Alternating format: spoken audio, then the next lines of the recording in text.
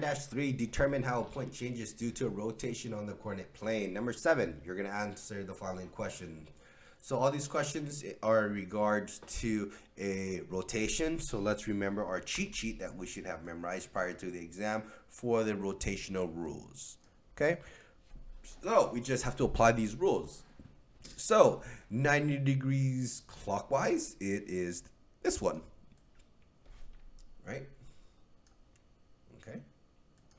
And this looks like all we have to do is change the order of the values. So let's go. A prime is 6, 2. So we change the order. It looks like the x changes value. So it is a positive 2 becomes a negative 2.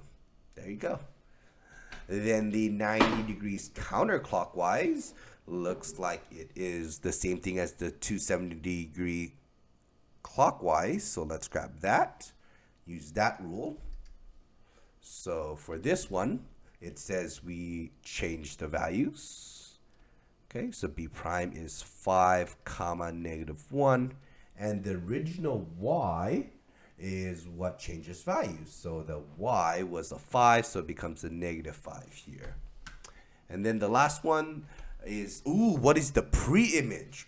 This is interesting, okay, for 270. So this means that the new image, right, was this. This was the new image. They want to know the pre-image, okay? So they want to know this point before it got here.